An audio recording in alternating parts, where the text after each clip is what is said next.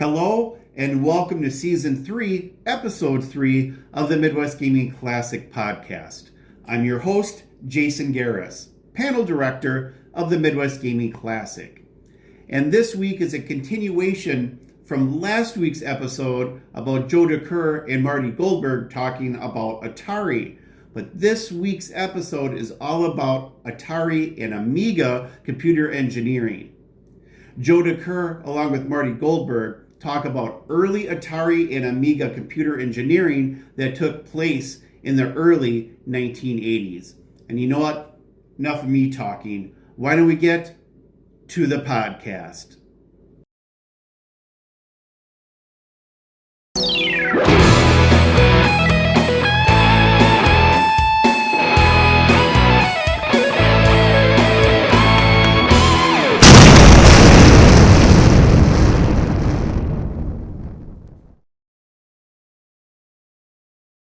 After his first presentation, we asked that Joe come back to do a second presentation. He has so much knowledge and history within the computing industry that we figured that Joe would be good for 15, 16, 17, 25 panels. And we weren't surprised at all when his second panel was just as awesome as his first. This is, after all, a man who helped create the Bluetooth technology and USB technology that we use in pretty much all of our devices today. We asked, though, that Joe come back and speak about both the Amiga and the Atari home computers. And in doing so, talk about some of the days that was the first time that we really had computers coming into our homes, and those computers were so unique, and he helped design their hardware and why were they made that way, and that's what you're going to see in this panel. This is the second part of the Joe Decuir presentation. Today we're going to be covering the Atari PCSs, the 800, 400 computers and their creation and the stories behind them, and the Amiga computers, which he was involved with as well. So we might as well start off with where we left off yesterday, which was basically you had finished and released the 2600. So how did it come about to actually want, for Atari to want to make it move on to a computer? The guys who started Apple were friends of ours. In fact, they had both worked either under contract or as employees at Atari a long time ago. And so we knew them, they knew us, we were contemporaries. And we knew that they were going to build their own personal computers. I was at the Homebrew Computer Club at Stanford University in April of 1976 when Wozniak introduced the Apple I. And I was at the West Coast Computer Fair in May of 1977 in Moscone Center in San Francisco when they introduced the Apple II. That was the last time I had a chance to shake Woz's hand in person. It's been a while. But anyway, we knew them. And it turns out later that there was a time when Atari considered buying Apple, and they passed on that. And I think in retrospect that Atari was probably lucky, because Jobs offered me a job 3 times. And those of us who knew him knew that he had what you would call a reality distortion field around him.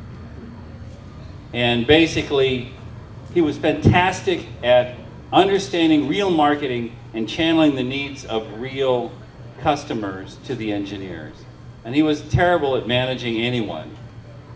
You agreed with him or you were dirt. And if we had bought Apple, then all of us would have been dirt a lot of the time. So we passed on that. But it was clear to me and clear to the rest of us that we were going to get into the market first with a game machine, because that's where we were. And the huge question is, what's the next thing we're going to do? Is it going to be a new game system that's better, or is it going to be a new computer? We should go to the next slide, actually. This is the market dilemma that we were facing. Is it a next generation game machine? Is it a useful home productivity computer? Are they the same thing or not? The market, in fact, in retrospect, has ruled that they are different things. There's game consoles, and there's a whole pile of personal computers which have turned into the smartphones in our pockets. But those are two mostly independent lines. Sometimes the personal computers also play great games. Microsoft, for example, built Windows APIs for games into it, and there was a whole lot of that game development in the 1990s and subsequently. And then they turned that into a standalone machine called the Xbox in the early noughties. But that's a digression. What we were facing there is very early. You know, the microprocessors were less than 10 years old. This was a discussion we were facing 37 years ago. 30 more? 30 more? 1977. What are we going to do? Thank you. And in retrospect, I believe that we missed an important lesson. We were selling game machines. We were becoming synonymous in the market's eyes with games. So we were facing the struggle, and what we did not do was build an evolutionary design. What we built is a revolutionary design. We made a big leap to the design of the second system. Now, we packaged it in two ways. We built one system with two different insides. There's a 400 out there on the floor and an 800. The 400 is basically a game console with a cartridge built in, a keyboard built in. And this machine is a computer that also plays great games. They're actually the same system, just packaged differently. So, for example, here, that's what the common system looked like. And meantime,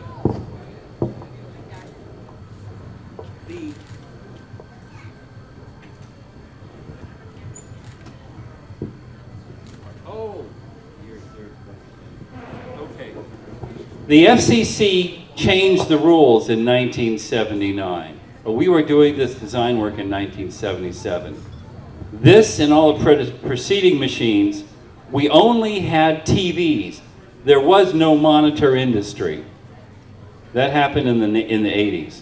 So we were going to hook up to the back of the TV to the TV antenna cables. So there was this going to be a little box on the back of the TV that was also connected to the antenna. How do you avoid having your game appear on all your neighbors' TV? This is a big problem. The FCC doesn't care about the manufacturers. They care about protecting your neighbors, as they should, right? So this machine, nice plastic outside, inside it's what they call a Faraday cage. This is a complete conductive box with an interlock so that if you pop that thing, the thing turns off. It will generate no radiation in order to be able to sell this. In fact, when we sold the 2600, we had to prove to the FCC that if you change the controller cartridge connectors, it wouldn't change the radiation pattern. If you change the cartridges, it wouldn't change the radiation pattern. If that had been the case, the FCC would have had to certify every single cartridge. Can you imagine what that would have done to the market? It would have prevented it from going anywhere. And that's all in the name of protecting your neighbors from your game, right? So we had to do this. This is what we faced in 1977. In contrast, Apple could build things with slots in them because they drove monitors. And so they didn't have the FCC rules to deal with until they changed the rules in 1979, 1980. So, stepping back, we built a new system. It was a departure from the old design.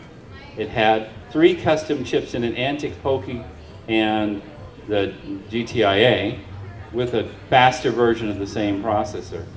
And we had to provide for external serial connected peripherals because we couldn't put them in slots. So we anticipated USB by not quite 2 decades. We had the same external smarts peripherals talking to more smarts inside here rather than having everything on one bus. Many of you are too young to remember these problems, but we had them big time. They were the rules at the time. So go ahead and put it down. Stepping forward, so we had one common system. The 400 didn't have the right cart, but it had the equivalent of the left cart. It had the built-in OS, and it was all the same system. It looked like this. This was, in fact, a game console with a simple membrane keyboard built in. Of course, if you're marketing, people can say, oh, you can pour your Coke on it and it will still work. Now, we do have one of these in the museum area if anyone is Right. interested in seeing it. And but we did this because one of the chip designers did the best original game for this platform called Star Raiders. It's on display over there. And it was so good that marketing looked at that and they said, we have to have a keyboard on this or it's unplayable. If it's the best game for the platform, it has to have a keyboard, right? So there we were. So we then built the full computer, which had extra memory slots in it, talking on these serial connector cables to external printer, external floppy drive, external tape, etc., etc. This is what we came up with. So here's how it might look diagrammatically. There is a computer.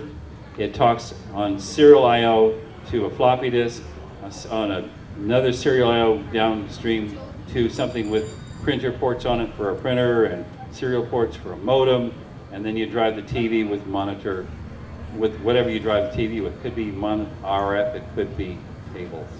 That's what we came up with. Now, competition was simpler. That's a monitor, it's not a TV, and because it's not subject to FCC rules, it's got slots in the back. Wozniak was fantastic at moving functions around from complex hardware into software. So a composite system with processor, memory, and a couple of floppy drives was cheaper than an equivalent Atari system because he didn't have to deal with the FCC and we did. That's how we ended up there. Now, after the rules were changed, we were able to make simpler systems. Couple years after, 3 years after this was introduced, I think 1982, we came up with a simpler Atari 800 XL with costs comparable to those of the Commodore 64. But Commodore 64 came out 2 years earlier, and they started building a new market for new machines that were game players and computers at the same time. So Atari, by failing to realize that we should evolve the design, were passed in terms of sales. The Commodore 64 sold more units than the 800 series did. Anyway, so what did we learn and not learn from our computer? We had thought that we needed to build a community of developers. So we thought that we wanted to build these things so that you could develop software for them on them. We did a great job of that. The people who started Activision and Imagic hadn't left Atari yet, so Atari wasn't afraid of them. Atari later got into market wars with Activision and Imagic because they wanted to control the cartridge business, which is where the profits are. But they hadn't left yet, so we weren't afraid of them yet. So that was another thing we failed to notice. As a computer, we were able to do cost reductions after the FCC changed the rules, but we were slow to do so. We should have designed a unit with a built-in floppy drive. They eventually defined the 1450, I think. But I don't think they shipped very many of them. And we defined an external expansion thing with slots in it, but it was kind of late. I mean, the IBM PC itself with a bunch of slots came out in 1982, and the Apple II had slots before that. And so the Atari slot expansion, the 1094, I think it was? 1090, was in development in 1984. It was too late. Anyway, that's what we learned and didn't learn. That's got us there. Are there any questions about that machine before I go on to the next one? Because I got plenty of time. Yes, sir. So the Atari 400, Yeah. you said it was basically a game console. Was that what the 5200 was supposed to be? Well, as a matter of fact, they took the same chipset and built a new game console that didn't have a built-in keyboard at all. So from a programming standpoint, they were nearly identical, but they were packaged very differently. In my opinion, that confused the market even further, because now they had the 2600, it would run a lot of things. The 5200 would run different things with different controllers, and the 400, 800 family would run mechanically different cartridges, some of them the same games, but packaged differently. And if you step back and look at it from the point of view of an end user rather than a designer, what you notice is they can build a big collection of cartridges. They buy a new system, they have to buy another bunch of games. And if they get another system, they have to buy another bunch of games. This, to me, in retrospect, is a prescription for failure. And that's what happened. More questions? Let me just interject one thing. So speaking about that, with the 400 itself, it's my understanding too that originally it was going to be considered a successor to the 2600, and the management hemmed and hawed, and it wasn't even, the keyboard wasn't added. Well, the first mistake they made was not coming up with a compatible design, and we had sort of designed ourselves into the corner, as I was mentioning yesterday, by failing to spend a dollar extra in the cost of the 2600. We could have come up with a design that was backwards compatible. The 7800 was yet another attempt to patch that problem by building a game player that was backwards compatible, that also had some computer capabilities. There's one of those out on the floor. But again, that came out in 1983. That was too late. Right. Okay.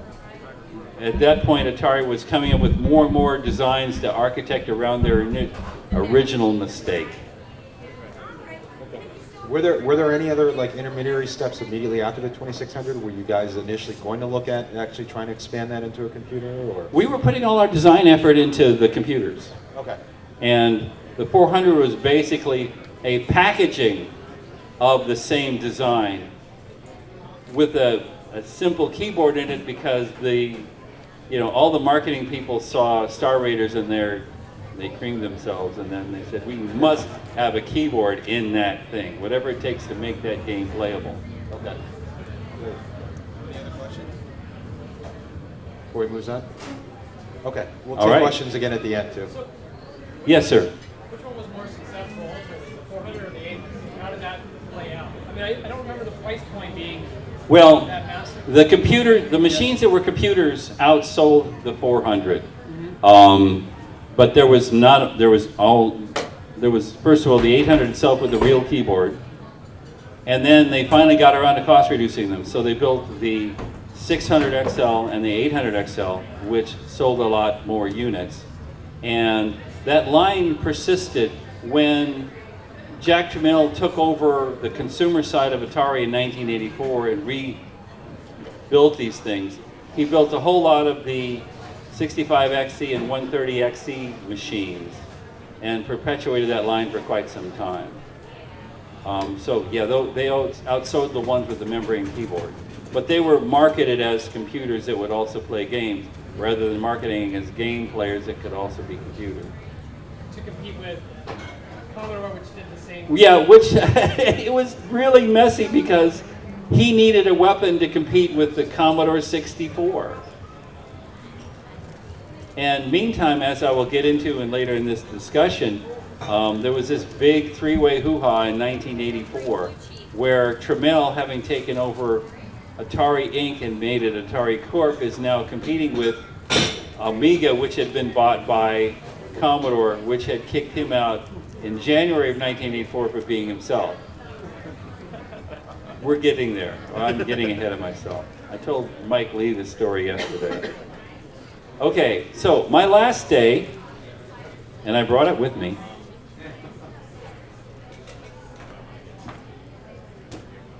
My last day at Atari in 1984, I drew that, which is, here's what would we do next if we had a chance. And Atari, they doubled their sales volume every year. But they had Warner accountants who managed to expense everything. So they doubled their sales volume twice, and after the second time, they fired Bushnell, gave him cement overshoes, and they hired this guy named Ray Kassar from the fabric business.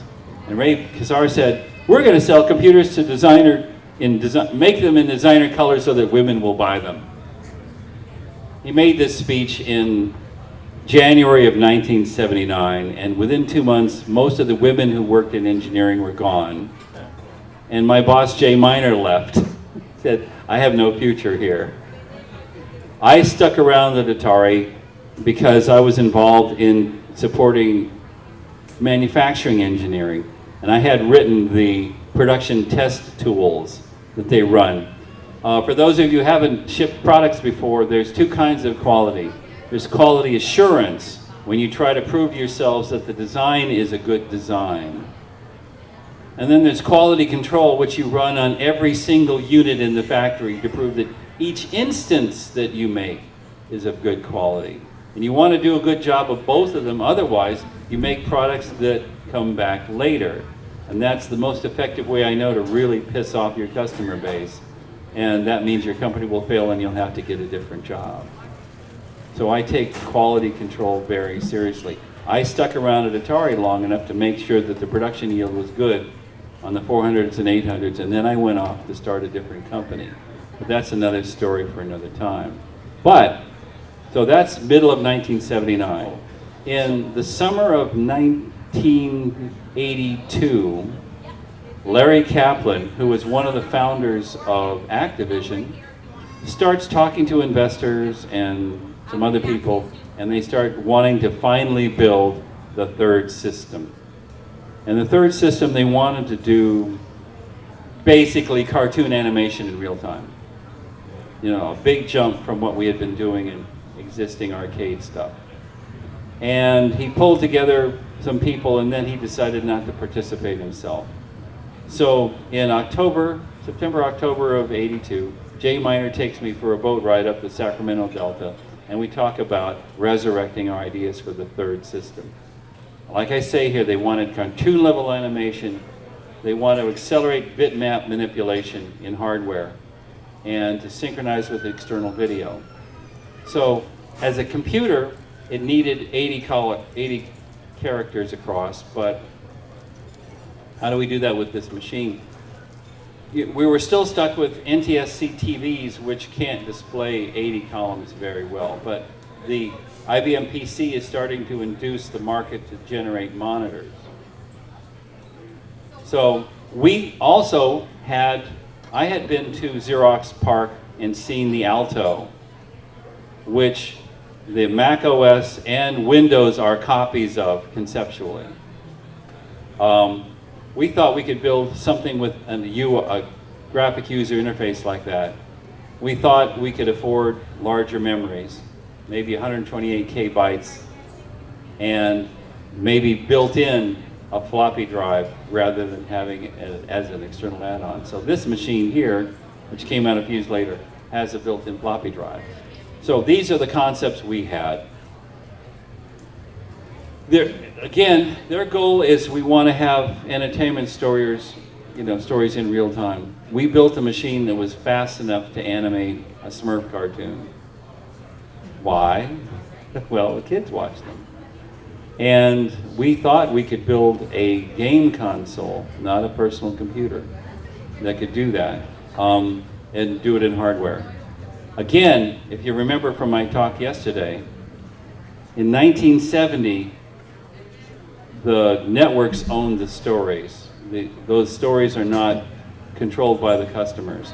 But in the video game world, interactive cartoon world, then the story is yours, not theirs. That's the way we thought about it from a marketing standpoint. So we made a lot of innovations. I came back to work for Jay as a consultant, and they recruited a guy who had worked on the Macs named Ron Nicholson. And so we built interactive, NTSC means National Television Standards. The old analog TVs, that's NTSC. We wanted to be able to do a gen lock, which means on the video connector on the back of the Amiga, it can synchronize its timing with an external source of video. Like suppose you have a live TV feed. This can synchronize itself with it and then impose additional computer-generated graphics on top of the live video feed. Yes, sir? So was the goal of that video toaster type stuff, or was there another? That enabled the video toaster. Okay, now- Amiga didn't build the video toaster, but we wanted to be able to do that, and that's how it happened. Okay. It was designed that way from scratch to enable that. Well, what intent? I mean, if this is supposed to be easy. Well, example, a game that came out in 1981 or 1982, Dragon Slayer. It was run by a video disc. Somebody had done all the work to put the animation for Dragon Slayer on a video disc. And we wanted to be able to take this technology and overlay computer-generated graphics on top of it. That was what we were thinking about in 1982. What actually happened was the Amigas with video toasters dominated TV production departments for 2 decades because they couldn't get that functionality any other way. It took a long time before people replaced that with things that ran on top of Windows and Macs. But again, those were decades later. So like this machine, we've moved a lot of functionality from the main processor to the hardware. With DMA means direct memory access. So basically we were building one or more parallel processors running with the same memory to the original 6502, or in this case, the 68,000. We had a programmable coprocessor that followed the beam down the screen because the programmers had taught us that they could do all kinds of tricks that we couldn't anticipate. So put in stuff that allows them to do stuff. We had a bit blitter, which I'll explain in later slides. We had bit plane video with flexible priority. This thing here could say, build a background in 2 or 3 bit planes. 3 bit planes means you have 8 different colors in a background. And that could be hardware scrolled in either direction. And it could have stuff in front of it in 2 or 3 more bit planes moving independently. And this is tracking what was done in the most advanced coin-op architectures of the time. And if you decompose how people did cell animation in real Disney studios, they built backgrounds in multiple colors, and they built foregrounds of moving objects in multiple colors, and they put them together in real time. That's how real cartoons were done, and we were animating that in real time, a bit ahead of our time. If I could just ask yeah. one thing. So like it was for you at Atari, where coin was a big influence, would you say it was still a big influence in the design when you guys were doing Well, it? we were still paying attention. Yes, we were paying attention. We knew we had friends who still worked in coin-op who were telling us how their architectures work. And we also knew people who worked in real animation, like at Disney and whatnot. And we knew how they produced cartoons. And we were thinking about how they produced cartoons and how we would automate those things by bringing automation into your house. We were thinking about that. So that was item 5 in some detail, 4 and 5. We did a trick where the hardware is generating 4 bits each of color, as in the wheel, intensity, chroma, how strong the color signal is, and luminance behind it. So it's coming out with the palette registered at 12 bits, 4 each. And we allowed you to be displaying some color and then stop and then keep 2 of the 3 8-bit numbers constant and quickly modulate the 3rd number. So you could get fades and shades and, you know, marching color. You could do all kinds of tricks where it's basically data compression idea applied to color. This is before people invented the standard MP 1, 2, and 3 color compression schemes in JPEGs. We were anticipating this is how to get a lot more colors with fewer bits. And then we built a 4-channel sampled audio synthesis engine. This thing and its ancestors had relatively fixed things. This machine could have a sampled image in memory of anything. Like suppose you understand how music theory works, and you want to compose a three-note chord, you know, with the first, the fifth, and the third notes. In 60 samples, you can have all of those things and add them up together, and in one channel of this thing, you can play a three-note chord, and then move it to any channel. One of the experiments we did, Jay had a dog named Mitchie, little cockapoo, and we recorded it barking. And then we hooked this thing up to a keyboard with software, so if you played one of these left-hand notes, it would be a whoop. And if you played it up here, it would be a yip! And all that stuff in between. And you could play dogs barking with this thing on a demo. It was really silly. Yeah, we did all these innovations because we were trying to make live cartoons.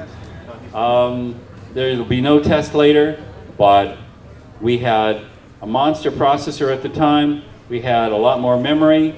We had a chip doing all the address generation things where the bit blitter was.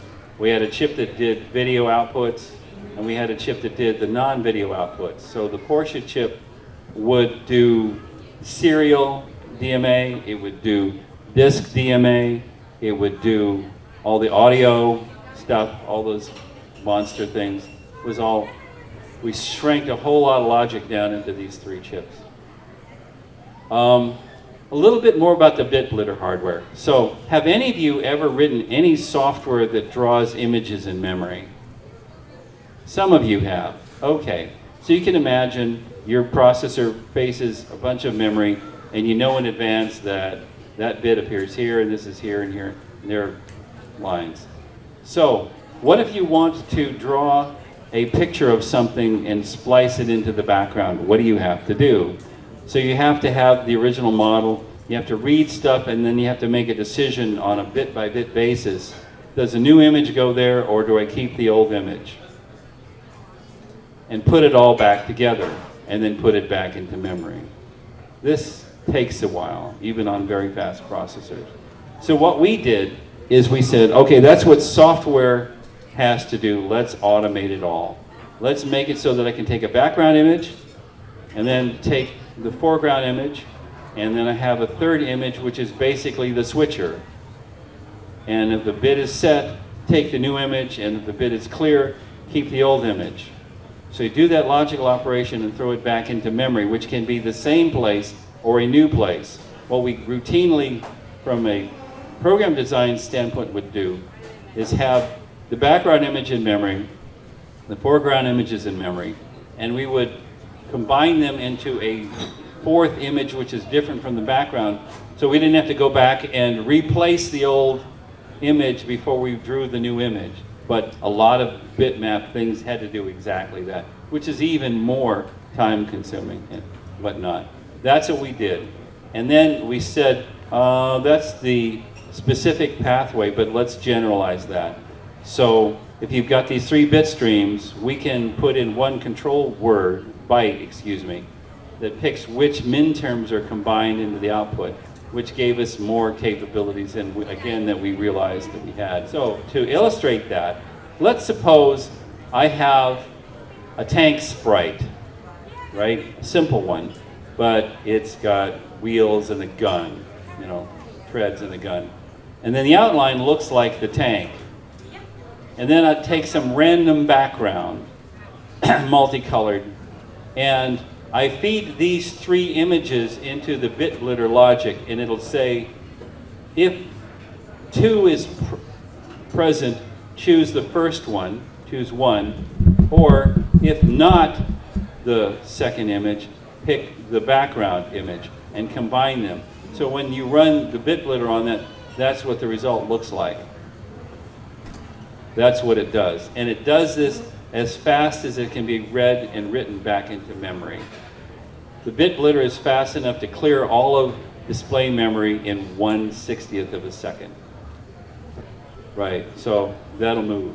A second thing that we generalize this to is that you can specify a pair of points in a bit plane, and you can tell the hardware to draw a line, and the hardware will draw the line. And then you can draw a second line, and you can say to the hardware, I want you to do an area fill.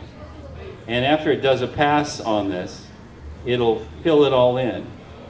And this is valuable because all modern game hardware since the mid-90s does the same thing. It allows you to specify the vertices of a triangle and then fill those triangles and do it very, very fast. The PS2, or was it the PS3? One of them had a processor in it designed by IBM that had one general purpose processor and 8, count them, 8 rendering engines, and that's what it does. Those machines are so powerful they can render the zits on the face of the players. Or if I've got a little mole, it'll show you where the mole is, right? It may not make the game more playable, but it's that powerful. We were anticipating this in the mid-'80s, and we were building a machine that wasn't caught up with in the market until the Super NES had some extensions that could do the same thing. But here we were in mid-'80s. We were, again, thinking about building a game player out of it, and then the market changed and collapsed. We said, well, I think we're going to pivot and make it a personal computer. And that's how we ended up with that. So I think I explained the audio engines a little bit, where you can digitize almost anything and then treat it as a sample generator. So with 4 channels, I can have a virtual band. I can devote something to an audio track, a guitar track, a bass track, and a drum track. They can all run independently with completely different images. It all works. I look forward to being able to play it at some point. Our first product, we wound up pivoting to build a personal computer. So that's our first one. That was actually finally shipped in 1986. I think we were late, because by that time, IBM and its clones had taken over the center, and the main alternative to that was the Macintosh, and we were trying to be a third machine. We were ahead of ourselves. We were the first machine that had a windowed operating system, multitasking, and multimedia. So that's why this book called The Future was here, about what we were pioneering. But it took a while for everybody to catch up. Later, they cost reduced that system, and that's how you wound up with this. Now, I have one of those that still works. Resources. Read the book he wrote, Business is Fun, which is a social history with Kurt, which is a social history of Atari, including the development of the computer. Day Ray Atari by Chris Crawford is probably the best programmer's reference for that machine. I wrote an article that's a preview of the book that we want to write together about the design of this machine here. There's obviously some manuals for it. There's a hardware manual for this. Paul Wallach wrote The Computer That Wouldn't Die, and Jimmy Maher wrote a detailed study of the entire Amiga market called The Future Was Here. Any more questions? So, all right, so going back to the early days, back to when you're actually doing the development. So, in case you didn't tell people, you were employee number 3 at the company, correct? At Amiga, yes. Yeah, so this is after Hightower changed into the Amiga Corporation. Right. So, it was still Hightower at the time. it was still Hightower when you came on board. Okay. Yes. My question for you is, okay. And the dog was badge number 0. Dave Morse was badge number 1, and Jay was badge number 2. All right. So my question for you, you're doing this all in secretive. You're keeping the names of the chips. Now, you didn't talk about you. So you worked on the Denise chip yourself. And Ron Milner and Jay Miner did the paper design for all those chips. Right. However, Amiga was trying to get money to avoid having to sell a lot of equity in the company. They were trying to leverage off of the existing video game market, which was collapsing around their heads at the time. So Amiga ran out of money and laid me off at the end of 1983. They later got money from Commodore in 1984. With that money, they were able to hire a bunch of more people, like Dave Needle, who just died, and R.J. Michael, and a whole other bunch of people. And then they pivoted from being a game console company to being a personal computer company.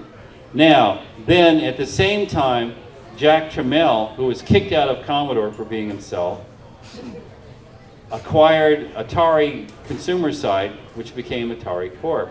He turned around and sued Amiga for theft of trade secrets and patent infringement. And Jay Miner was indemnified by Commodore, but I was not. So Jay said, become invisible. Make sure that Jack Tramiel doesn't know you exist. Now the patents hadn't been published yet, so there was nothing with my name on them. But you were still doing the development work on it. I had done all this development work on it, but I had to become invisible because I had 3 little kids, and he could sue me for everything that I had, and I might win, but I would be penniless. And that's the sin and the crime of that whole thing that started out. But we appreciate the work you did on it. It is absolutely amazing. Yeah, I should be wearing this shirt here. Oh, very nice, very nice. Thank you. Because I finally got to come out of the closet, last summer. There was the Amiga 30 event at the Computer History Museum, and I teamed up with Ron Nicholson to make some of the slides that I just presented. And I'm talking to Brian Bagnall, who is working on a book on the Commodore Amiga. And I was talking to this guy, and I gave him a lot of stuff, some of which is cited in there. But yeah, I basically had to be invisible. Jack Tramiel himself died several years ago, which means I'm basically safe. No, this guy would actually come to you. You're right, he still would have come after you to this day knowing him, so, yeah. Well, I'd met Jack Tramiel, and the next book is called Business is War, and I think it's aptly titled. Excellent, excellent. Thank you so much. Thank you for your You're time welcome. today as well. All right. Any other questions? Yes, sir. So you mentioned you got to go to Xerox PARC and see the Alto. Oh, yeah. What was your reaction when you got there and saw this thing? My mouth fell open, and then I had to shove it back in my head. Now, I had met them. I was thinking about leaving Atari. I went and did 2 things in 1979. I started a company back in Berkeley, and I went back to Berkeley to get into the PhD program. And those guys took me to something called the Asilomar Microcomputer Workshop. And at Asilomar, I met some of the guys who worked at Xerox PARC. And I got to go see their Alto windowed operating system in early 1979. And I was like, okay, because that's a completely different way of interacting with the end users and much more compelling in my opinion. Now, Apple thought the same thing and Bill Gates thought the same thing, but I didn't know about their visits. I was just in parallel discovering the same, here's the future, this is what's going to matter. Now Xerox had no idea what they had in store, so they didn't capitalize on that at all. They were just proving new important ideas.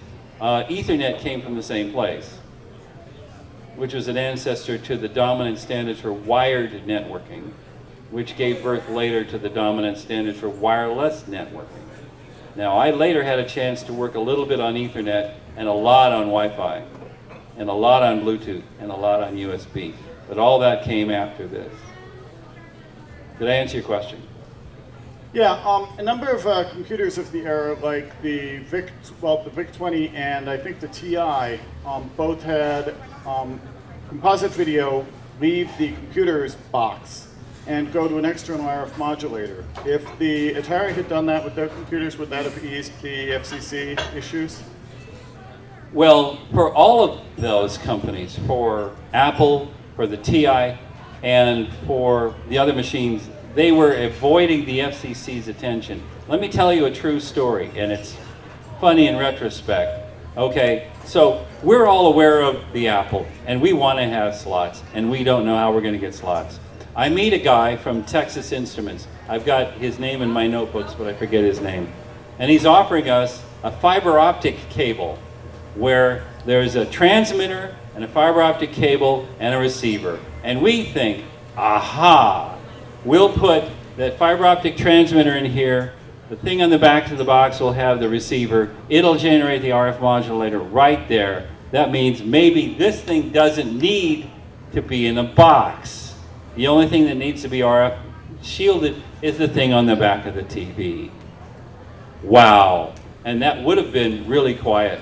And so I explained this to the TI guy, and his eyes popped out, and then they popped back in. So he said, I'll come back and I'll give you a quote. What I didn't know is he went back to TI, talking to people that we didn't know about the design of the TI 99/4. They went to the FCC with that design.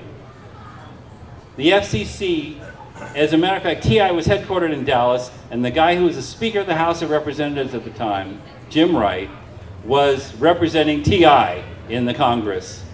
And the FCC said, TI, no, you can't do that. And he says, what do you mean I can't do that? And they said, you can't do that. They were changing the rules for good reason to protect all the other customers. But they shut down TI with the design that I had proposed to TI that we rejected internally. And my boss's boss, Wade Tuma, looked at me the day that FCC ruling came out and said, if you had been trying to make life hard for TI, you could hardly have done a better job by giving them a blind alley to run down. It's true. The rules for this machine are we had to be 60 decibels down from a milliwatt, because we were talking to the back of the TV. When they changed the rules, the rules applied to anything, regardless of what I was doing, and they were 40 decibels down from a milliwatt rather than 80. And this machine still comfortably met it, and the Apple II didn't, and the TI 99/4 didn't, and the PC didn't, and all those other machines didn't. The PC was designed later enough so that they had time to design around those rules from scratch. They didn't have a problem, but a lot of our competitors did. In fact, it's even farther. So in 2000, I've been working on Windows networking for 8 years at that point, and I'm on my way out of Microsoft because I need a sabbatical. I'm 50 years old, but I interview to be the program manager for the Xbox hardware. And let's see, it's got Intel processor, a 128-bit wide graphics bus from it to the GPU made by NVIDIA. Double clocked at 200 megahertz. That's going to make radiation like crazy. To solve that problem, they're going to have to wrap it up in something that confines the radiation. That's going to trap heat. That means that those machines, unless there's good fans and thermal conduction, is going to run hot. And I said, you're going to have serious problems with those chips running so hot that they get irrevocable chip damage. They said, don't call us, we'll call you. This was later christened the Red Ring of Death. 5 years ago, I'm at an IEEE picnic in the Seattle area, and I meet a guy who's working on this stuff from Microsoft. And he said that Microsoft had spent $1.83 billion servicing the Red Ring of Death problem on the Xbox. They should have hired me. It would have saved them a whole lot of money. What didn't surprise me is that it cost them that much money, because I knew how big a problem it was. I have 3 sons. All 3 of them went to a lot of trouble to buy Xbox 360s. All 3 of them got the Red Ring of Death problem. What surprised me is that this guy knew the number to 3 significant digits. And I was like, but, you know, they finally solved that in the later Xbox 360s, and the Xbox One presumably doesn't have the problem either. But it was silly and stupid. They could have learned. Microsoft viewed the Xbox as a software delivery system, and they underestimated the problem of shipping a piece of hardware. Did I answer your question? Okay, next. So on that note, did you, when each one of them got the Red Ring of Death, did you open it up and did you go and personally fix them? No. I had no responsibility. I didn't have a copy of the production schematic for these things. No, they wanted my autograph when I interviewed in the Xbox team, but I wasn't hired, right? So I went off and had a sabbatical for 1.5 years before I went back to work on Bluetooth and ultra-wideband and USB. And I retired again 6 months ago, and my encore career plans are support the retro games community, teach college engineering, and play in a rock band. And I'm working on all of those. Next question. Is there any stories about the Amiga line? Was it just for funding for the joysticks and joyboards that Amiga produced? Well, yeah, Amiga wanted to finance itself by feasting on the existing video games market so that they needed less external investment. I mean, I don't know how many of you have been through startup before, but you have to raise investment from somewhere. And Amiga wanted to get by with less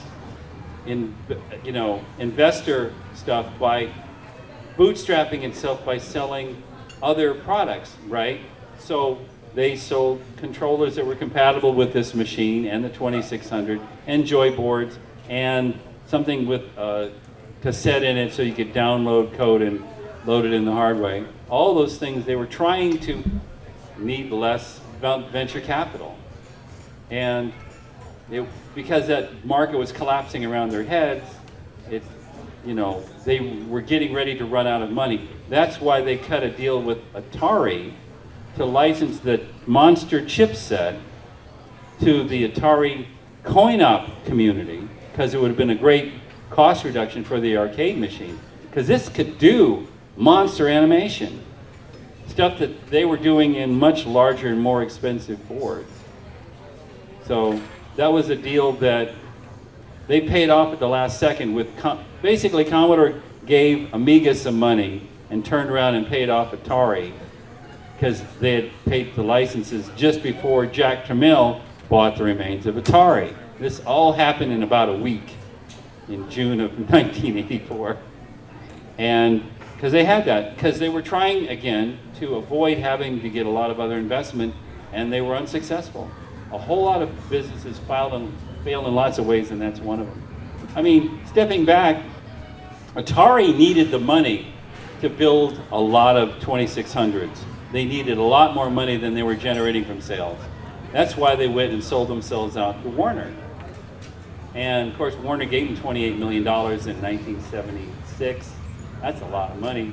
And some of it went up some people's noses and distracted them from the marketing problems and we needed to solve, of realizing that, well, let's see, if we sell all these customers these consoles and then they build a library of games, maybe we should plan for evolution rather than revolution in the games market so they don't have to throw away their collection of games when they buy a new piece of hardware.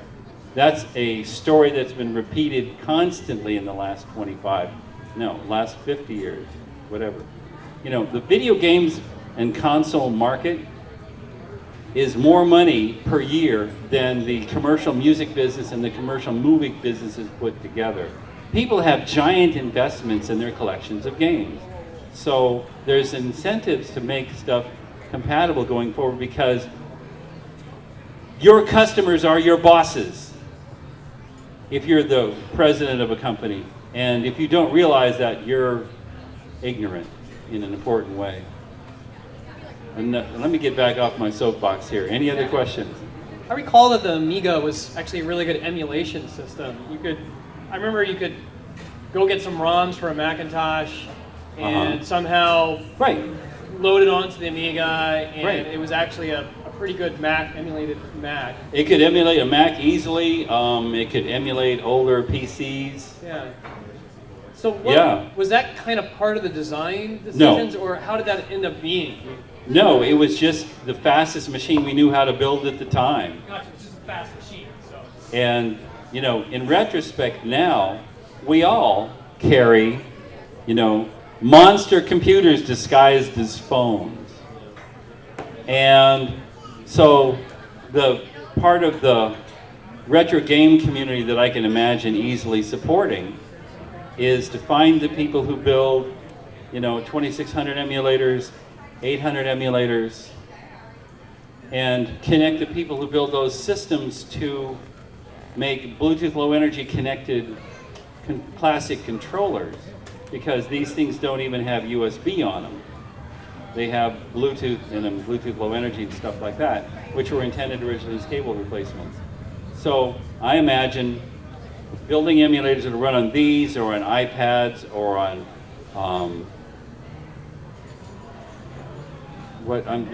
tablets running iOS or Android.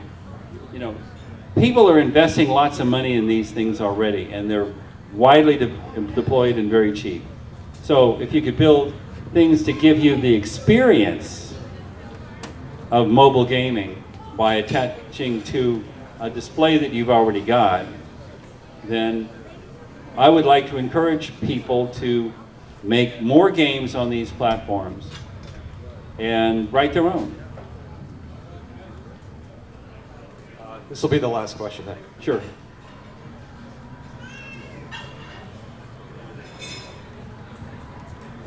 Throughout your entire career, what's your favorite or what serendipitous thing happened or something that you can share with us that just kind of was... So I'm leaving out my family, right? Birth of my children, stuff like that, right? This is the technical part.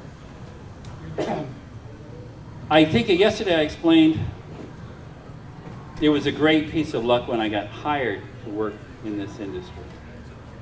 But the one that was most exciting was Black Friday of 1977 in the Sears store in Mountain View, California. Because they had one of these things, the game machine set up on a 27-inch analog colored TV. It was all nailed down.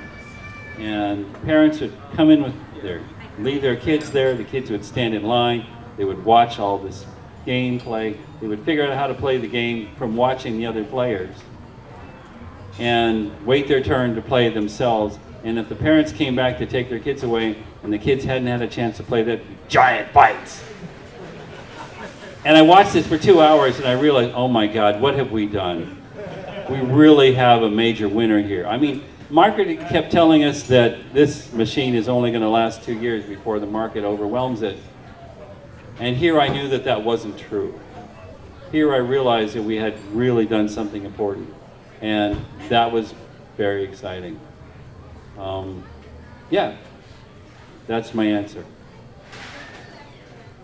Well, that's about all we have time for. I just want to personally thank you for flying in and taking the time to present in front of everybody. And I got reasons to come back. I think we want to collaborate on a book, and we're going to write code for that book. And next year, I would like to be able to teach you guys how to roll your own game. Cheers. And there you go. That's the end of episode 3 with both Joe Decuir and Marty Goldberg talking about early Atari and Amiga computer engineering. I hope you learned as much as I did about those two subjects. They were very interesting and in depth, which was a really nice thing to see and hear at the Midwest Gaming Classic. And you know what? That's it for this episode. And until next time, take care, stay safe, and game on.